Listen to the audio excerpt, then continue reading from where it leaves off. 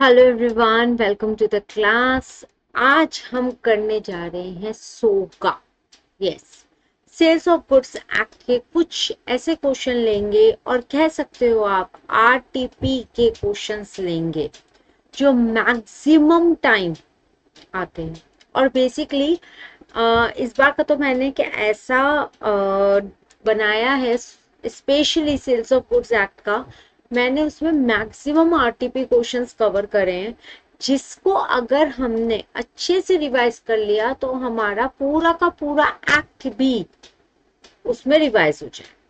हाँ, ऐसा भी होता है मैम, बिल्कुल होता है।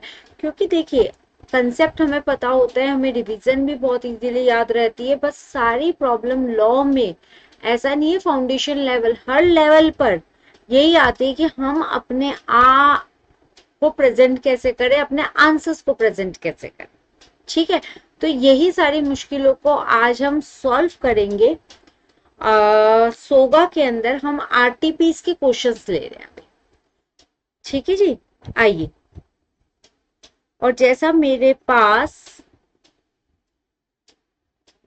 एक दो कमेंट्स आए हैं कि मैम प्लीज आप थोड़े से ज्यादा क्वेश्चन की प्रैक्टिस करवाओ, तो ओके, मैं आपको ज्यादा से ज्यादा क्वेश्चंस की प्रैक्टिस करवाऊंगी।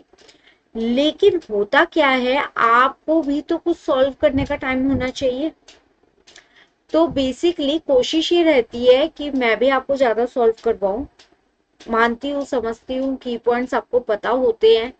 बस प्रॉब्लम सारी यही आती है कि मैम हम अपने आंसर्स को प्रेजेंट कैसे करें। तो उन्हीं चीजों को ध्यान में रख के कोशिश करेंगे ज्यादा से ज्यादा क्वेश्चंस को मैं खुद भी आपको यहाँ पे लाइव सॉल्व करूँ। ठीक है जी, तो बस क्लास में बने रहो। लाइक शेयर एंड सब्सक्राइब करना मत भूलना। और स्पेशली जो अभी अपकमिंग अटेम्प्ट है, सितंबर एंड जनवरी, दोनों के लिए क्लास इंपॉर्टेंट है। जो बच्चे अपनी जनवरी की तैयारी कर रहे हैं वो भी इस क्लास को ले सकते हैं। टॉपिक वाइज ले लो, क्वेश्चन वाइज ले लो। अगर आपका सोगा कंप्लीट हो चुका है तो आप उनके प्रैक्टिकल क्वेश्चंस के लिए भी आप ये क्लास को देख सकते हैं। ठीक है जी, चलिए जी स्टार्ट करते हैं हमारा टॉपिक। सबसे पहले क्वेश्चन आता है सोगा में, ये मैंने लिया है आपका आरटीपी नवंबर 18। हाँ, मैं इतनी पुरानी आरटीपी पे पहुंच गई। आइए। Ram consult Shyam, a motor car dealer, for a car suitable for touring purpose to promote the sale of his product. Shyam suggests Maruti and Ram accordingly buys it from Shyam. The car turns out to be unfit for touring purpose. What remedy Ram is having now under the Sales of Goods Act 1930? क्या remedy मिलेगी? राम ने ये clear किया था, शाम से जब consultancy ले रहा था उसने क्लियर किया था कि मुझे ट्यूरिंग पर्पस के लिए चाहिए। और श्याम ने कहा हाँ ठीक है भाई, तू मारुति ले ले, परफेक्ट गाड़ी है। लेकिन कार क्या हुई? फिट नहीं हुई एज पर जो पर्पस था उसके अकॉर्डिंग। तो अब हमें क्या करना है? सबसे पहले तो हमको आंसर प्रेजेंट करना है ना।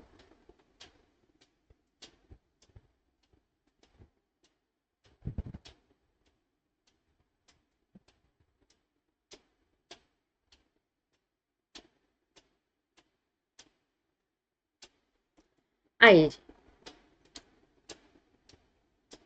Answer number 1। अब कौन सा सेक्शन आया वो बताओ। कुछ मैम याद आ रहा है, सेक्शन 12, जिसमें हमारी कंडीशन ऑफ वारंटी वाला पॉइंट चलता था कि अगर हमने किसी पर्टिकुलर पर्पस की कंडीशन रखी है, अगर वो पर्पस हमारा सूटेबल नहीं हो रहा है और फिर भी हमारे पास परचेज आ चुकी है, उस कंडीशन को वो फुलफिल हम नहीं कर पा रहे हैं, उस केस में क्या होता है आपका? सेल्स ऑफ गुड्स एक्ट के अकॉर्डिंग आप क्या कर सकते हो बताओ? हम मना कर सकते हैं। क्या कर सकते हैं हम? मना कर सकते। ठीक है जी। तो आइए अब इस आंसर को हमें प्रेजेंट कैसे करना है वो करते हैं। आइए जी। Under section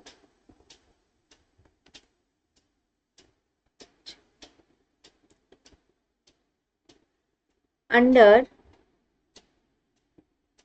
section 12 of the Sales of Goods Act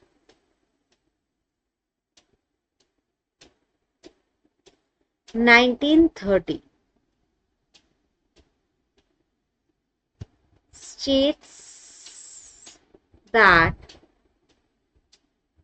a stipulation in a contract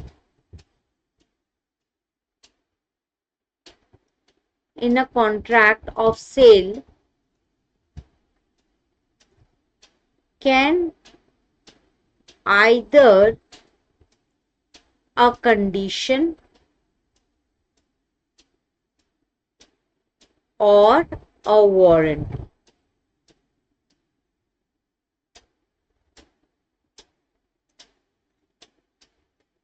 अब आप यहाँ पे बुलेट डाल दो किसी भी तरीके से, चाहे ये वाला डाल दो, पॉइंट डाल दो, कैसे भी डाल दो।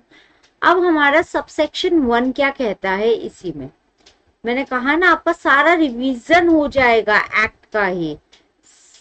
Section 12 subsection 1,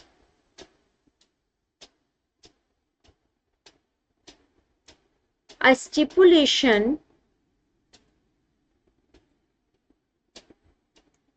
stipulation in a contract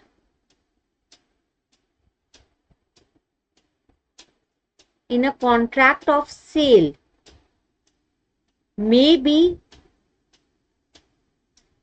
a condition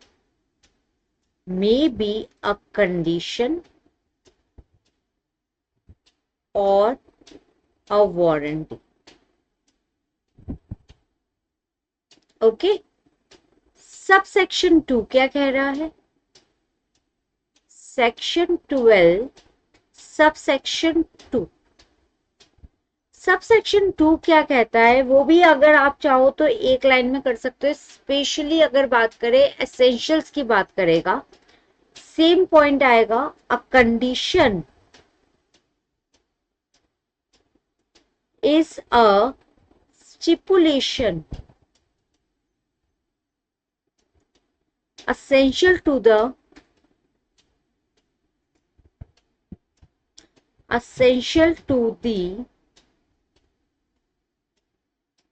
main purpose of the contract.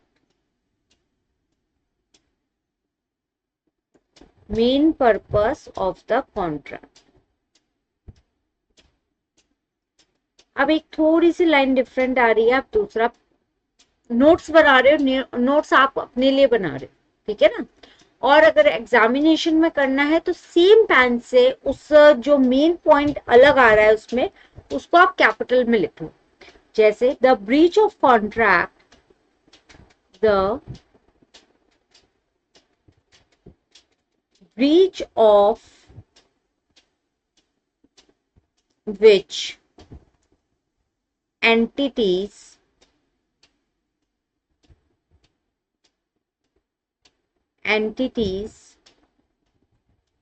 like the buyer treat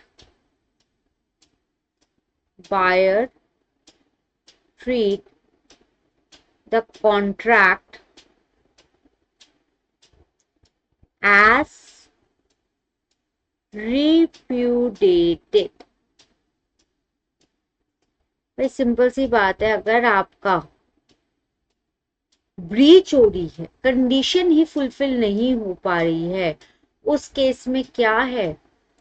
A condition is a stipulation essential to the main purpose of the contract। जिस condition को रख के contract करा जा रहा है, अगर उसमें कोई ब्रीच आ रहा है तो कॉन्ट्रैक्ट क्या हो जाएगा आपका, रिप्यूडिएटेड हो जाएगा।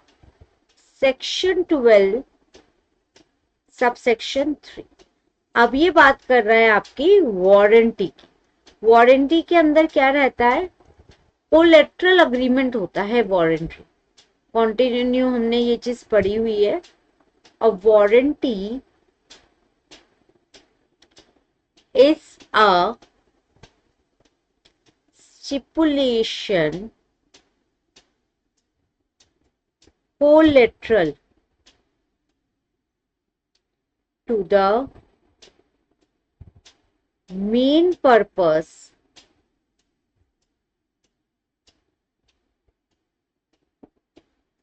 of the contract.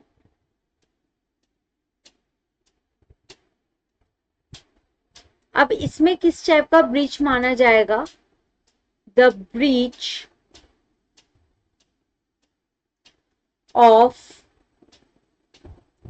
which give rise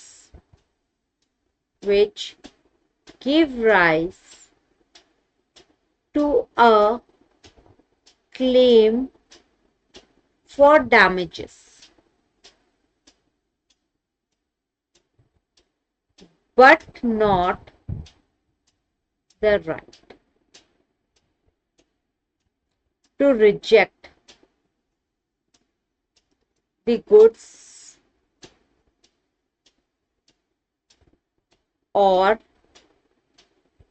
repudiated the contract।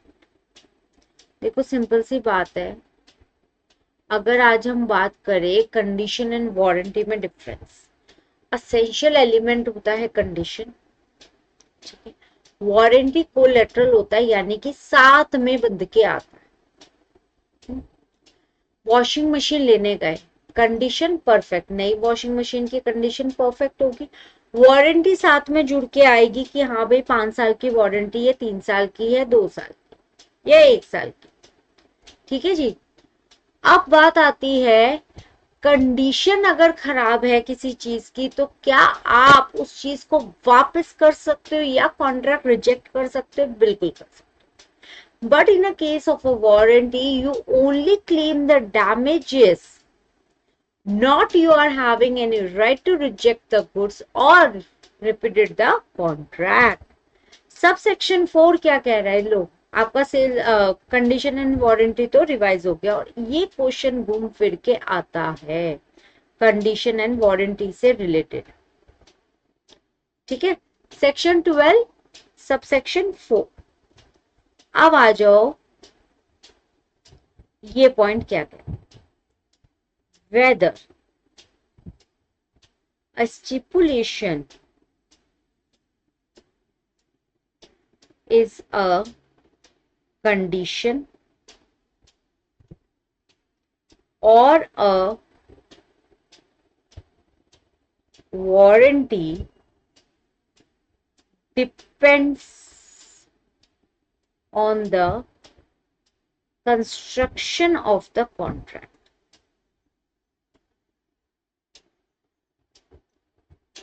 construction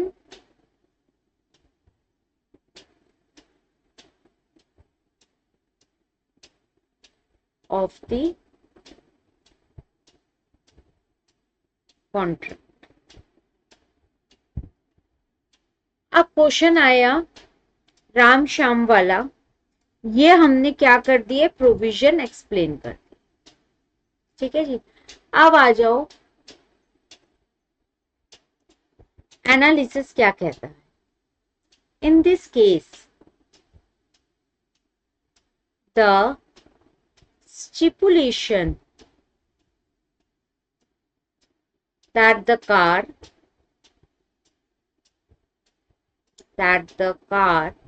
should be suitable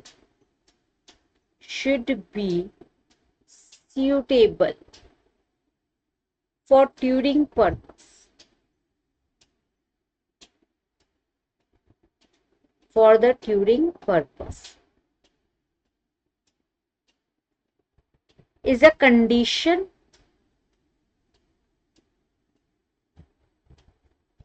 is a condition to a contract or of a contract. अब अगर यही कंडीशन फुलफिल नहीं हो पाती है तो क्या राम के हाथ में ये है कि वो कार को दे दे? Yes.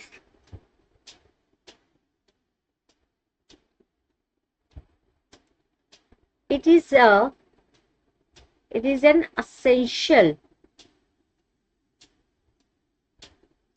It is an essential because its fulfillment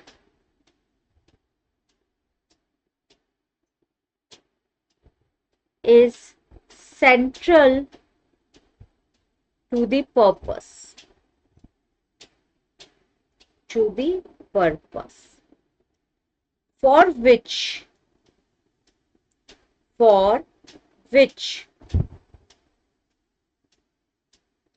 Ram is purchasing. Ram is purchasing the car. Hence,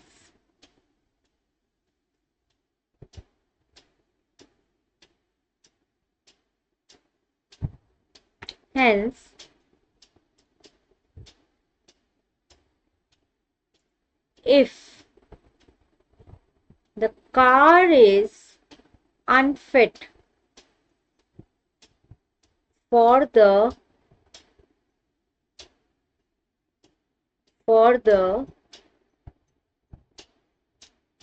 condition as defined,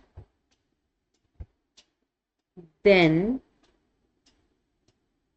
Ram has right to receive, right to reject,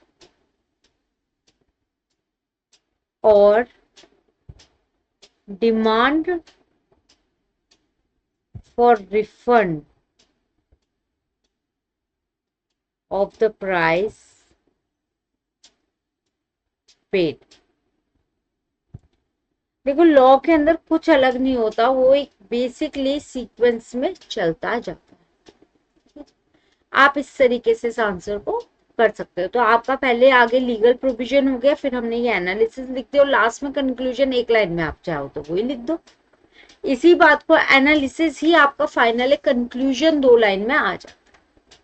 ठीक है जी, ये हमारा हुआ एक पहला क्वेश्चन। आओ अब लेते हैं नेक्स्ट। सेकंड आता है सेल बाय ऑक्शन। ऑक्शन नीलामी करके सेल करना, ये भी बहुत इंपॉर्टेंट कंसेप्ट है। सेक्शन नंबर 64, कुछ इसके सबसेक्शन है। क्वेश्चन क्या कह रहा है? Referring to the provisions of Sales of goods Act 1930 states the rules provided to regulate the sales by auction। पूरा का पूरा सेल्स बाय ऑक्शन आपका रिवाइज हो जाएगा इस पर्टिकुलर पॉइंट के साथ।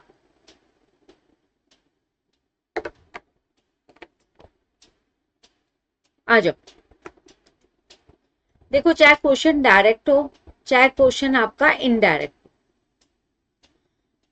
हमें प्रॉपरली आंसर करना। एग्जाम के अंदर एक आपका ये आंसर कंप्लीट हुआ, चाहे नेक्स्ट पेज की एक लाइन ही यूज हुई हो, सेकंड आंसर उसी पेज से शुरू नहीं करना है। आइए नेक्स्ट पेज लो, बीच में हेडिंग दो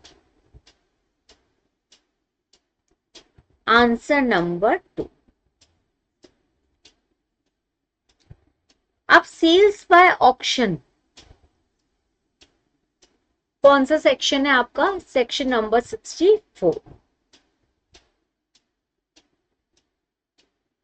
under the Sales of goods Act 1930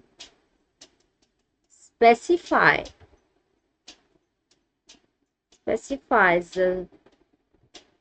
section 64 as the rules govern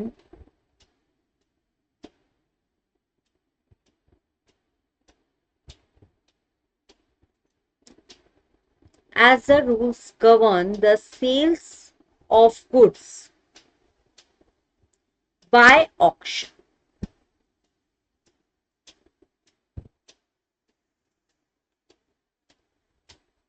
The following are the rules. The following are the rules. पहला rule, completion of sale. Completion of sale. Section 64 subsection क्या कह रहा है auction कि जिसके लिए cell रखी है वो सेल आपकी कंप्लीट होनी चाहिए। और कंप्लीशन कब होता है? जब वो हैमर कहते हैं ना 1,01,000, 1,02,000 और 1,03,000 थर्ड पे वो बच जाना चाहिए। और उससे क्या होगा, आपकी जो ऑक्शन है उसको हम कंप्लीशन का नाम दे देंगे। A sale by auction is complete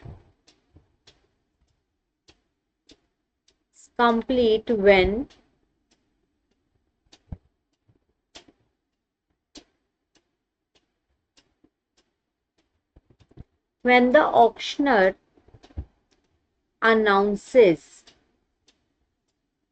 its completion by the fall of the hammer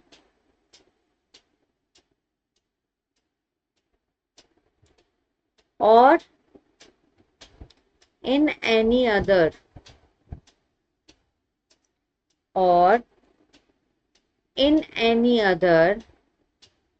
customary manner।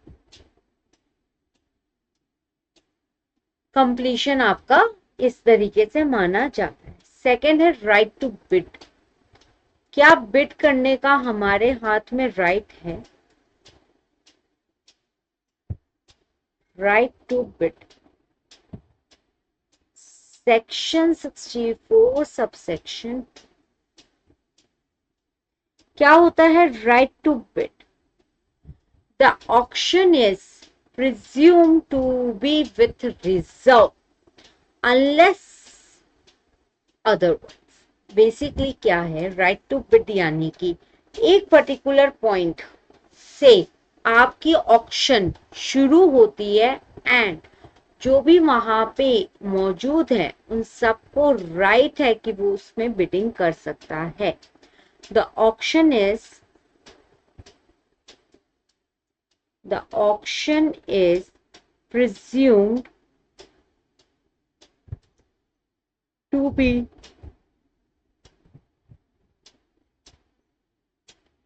with reserves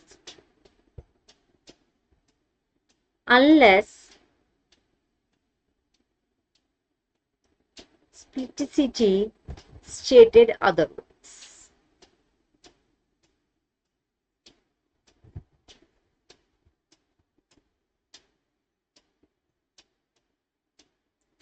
जो भी सेलर है उसके पास भी राइट है कि वो बिडिंग कर सकता है, चाहे वो खड़ा होके कर ले या किसी और को कह दे। बहुत सारी एग्जाम्पल है हमारे पास। ओम जय जगदीश मूवी, एक रिश्ता, bond, family bond for ever, इन सब में क्या होता है अमिताभ बच्चन भी जाता है ऑक्शन करने, उसका ही घर नीलाम हो रहा होता है और उसी को बिडिंग भी करने का मौका मिलता है। तो ये आपके लिए सबके लिए right reserve. The seller may reserve the right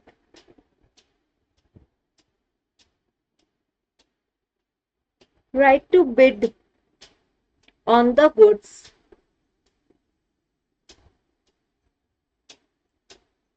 either personally or through any agent.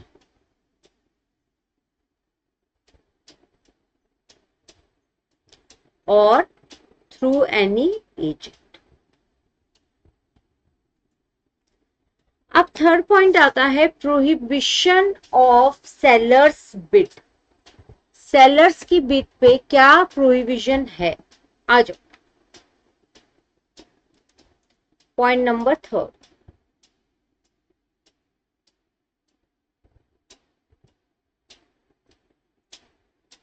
Prohibition of sellers bid. Section 64 subsection 3. अब प्रोहिबिशन क्या है? अगर ऐसी कोई एडवर्टाइज होती है कि without reserve we are going to take the bid, उस केस में जो भी सेलर होता है उसका जो राइट होता है बिड करने का वो क्या हो जाता है? वे ऑफ हो जाता है. आ जाओ. दो लाइन में ही इसको भी आपको एक्सप्लेन करना है. If the sale is advertised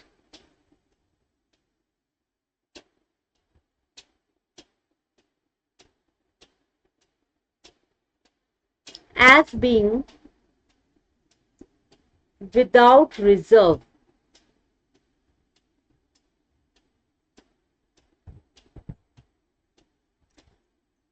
then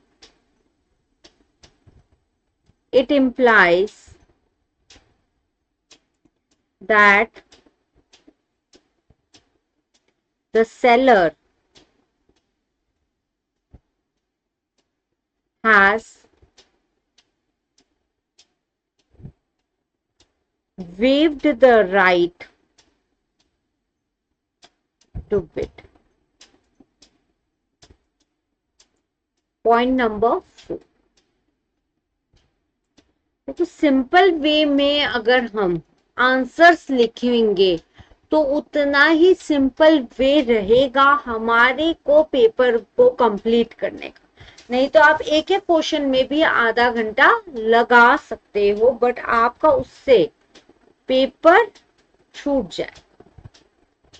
पर लॉट से 64 सबसेक्शन 4. आ जाओ जी. Goods put up for auction are generally put up in lot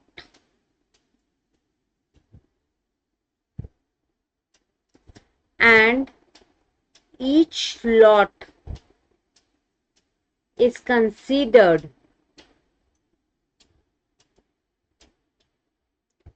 to be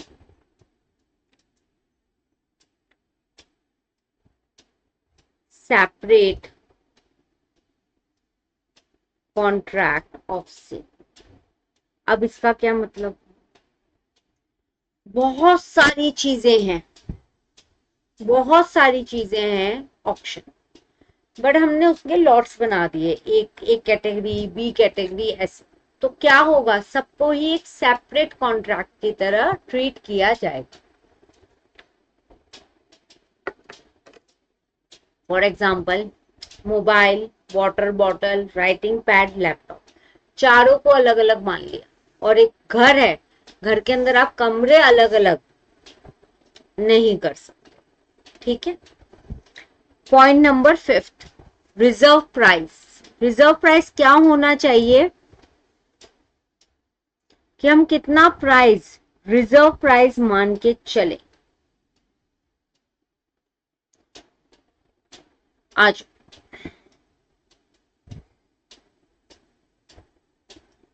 reserve price 64 subsection 5 important question है ऑक्शन सेल बाय ऑक्शन का। काफी बार चाहे डायरेक्टली इनडायरेक्टली पूछा जा सकता है, तो वहां पे आपको सारे पॉइंट्स एक्सप्लेन करने जरूरी। If the auction is subject to a reserve price, the auctioneer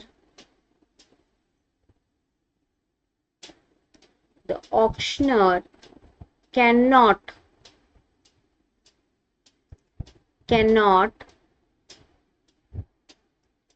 sell the goods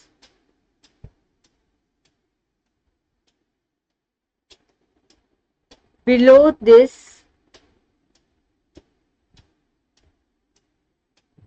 reserve price.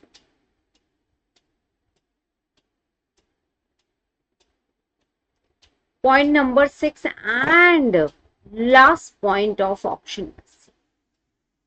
Right to seller to withdrawal.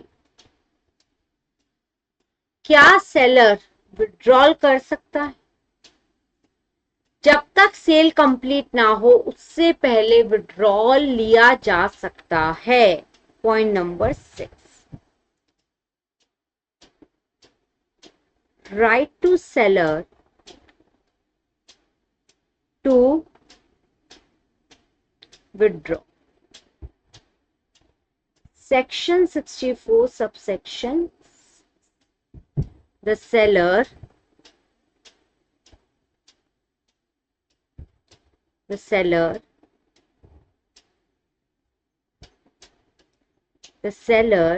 before the sale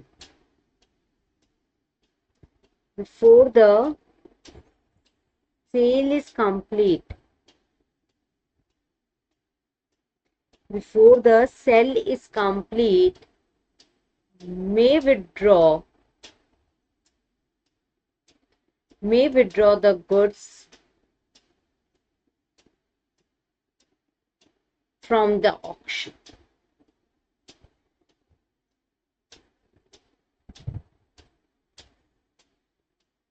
simple way. उसके बाद चाहो तो एक दो लाइन आप और ऐड ऑन कर सकते हो। ठीक है, अगर कोई बच्चा इस क्लास के बाद इंटरेस्टेड है, should join our Telegram channel. I am providing the proper PDF notes on that particular channel only. Indian Contract Act के मैं ऑलरेडी दे चुकी हूं और अब आपको सेल्स ऑफ गुड्स एक्ट के भी मिलते चले जाएंगे।